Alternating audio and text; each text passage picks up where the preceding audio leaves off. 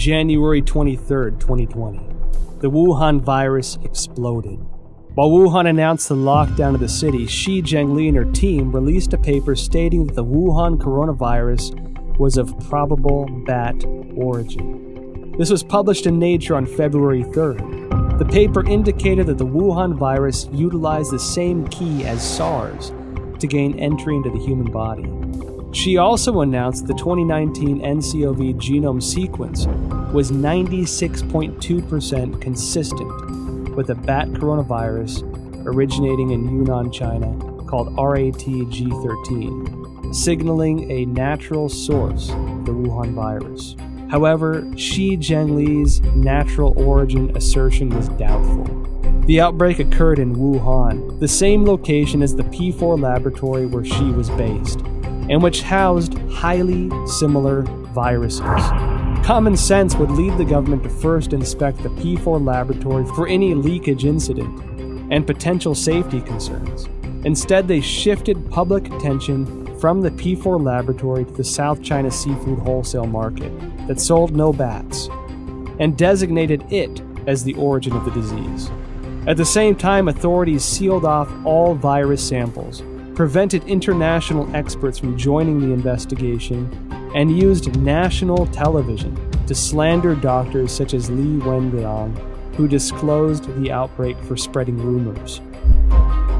If the Wuhan virus indeed emerged naturally, why would the CCP need to censor relevant news or block investigations?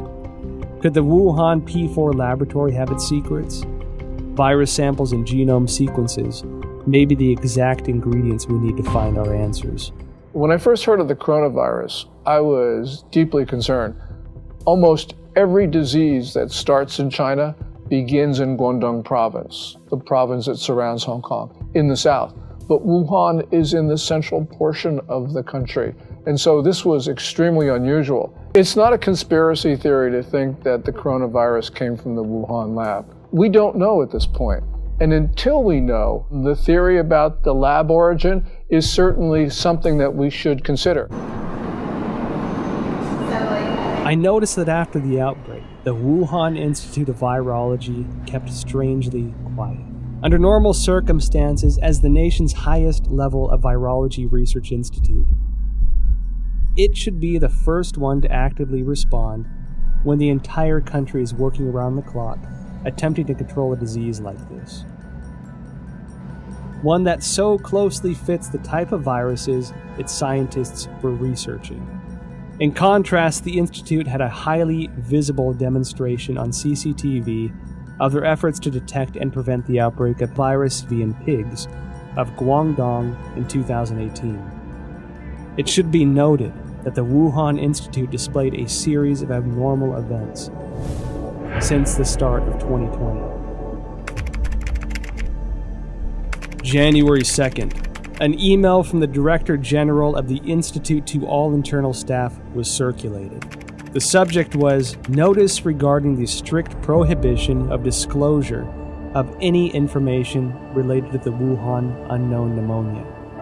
National Health Commission clearly mandates that all detection, empirical data, results, and conclusions related to this outbreak cannot be published on self-media or social media, nor disclosed to any media, including state media, or collaborative organizations, including any technical services companies. January 21st, a new drug, remdesivir, provided for free by the United States to China for Wuhan coronavirus treatment, was preemptively patented by the Institute. February 3rd, Dr. Wu Xiaohua blew the whistle using his real name that Xi Zhengli's haphazard laboratory management may have led the Wuhan virus to leak from the lab. February 4th, Chairman of Duoyi, Xu Bo, blew the whistle using his real name that the Wuhan Institute of Virology was suspected of manufacturing and leaking the Wuhan virus. February 7th, top biochemical weapon expert of the People's Liberation Army, Chen Wei, officially assumed control over Wuhan Institute of Virology's P4 laboratory. February 14. Chinese leader Xi Jinping called for the inclusion of biosecurity into China's national security framework and to accelerate the introduction of a biosecurity law. February 15. The Institute refuted widely spread rumors on Chinese social media that a female graduate, Huang Yanling, was patient zero and had perished. However, Huang's photo, CV, and thesis were all removed from the Institute's official website, leaving only her name. February 17.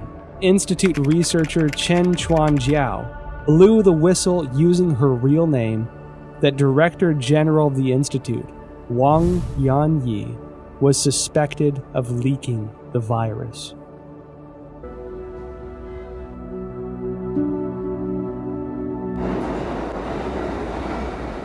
At present, the Wuhan coronavirus pandemic has spread to about 190 countries with no signs of slowing down. The United States announced a state of national emergency. Europe became the new center of the outbreak. The world's largest art museum, the Louvre, and the Eiffel Tower are closed to the public. Tragic scenes, previously only found in Hollywood films, are now playing out live on the world stage. And given how closely it seemed to align with the Chinese regime's narratives, I can't help but question the role the WHO had in this catastrophic pandemic. Well, I think all you have to do is look at the photo of Tedros and Xi shaking hands. Xi standing there, Tedros going up to there, and it really is indicative of how China controls many of these international institutions. You can see that the WHO is essentially following Chinese Communist Party's guidelines. You can see that the UN Human Rights Council is similarly following what China does. From the very beginning of the coronavirus outbreak, the Communist Party has done its best to prevent the CDC and others from studying the origin of this disease. We don't know what's there, but the fact that the Communist Party is covering this up should trouble us deeply. Then you see the World Health Organization take over YouTube. And what's amazing is now at the bottom of every YouTube video, even from Chris Martenson with his daily updates, he's just reading facts. Now it's the World Health Organization is a forced link to go to the site. So for any person who doesn't know who the World Health Organization, they go there to get the propaganda. Not the facts, not the truth. They get the propaganda, they get the talking points from the World Health Organization. And that is also it's a shame that American corporations, especially social media, like Google, like Facebook and Twitter, they're trying to censor or ban or shadow ban or manipulate algorithms, so on and so forth, to prevent an actual honest conversation. The best way this is going to be answered, all this, we want the truth. The biggest issue I've learned over my 40-year career, it's not really fighting the viruses and learning how to treat the viruses. It's fighting a system that is determined to cover up and persecute anyone who reveals the truth behind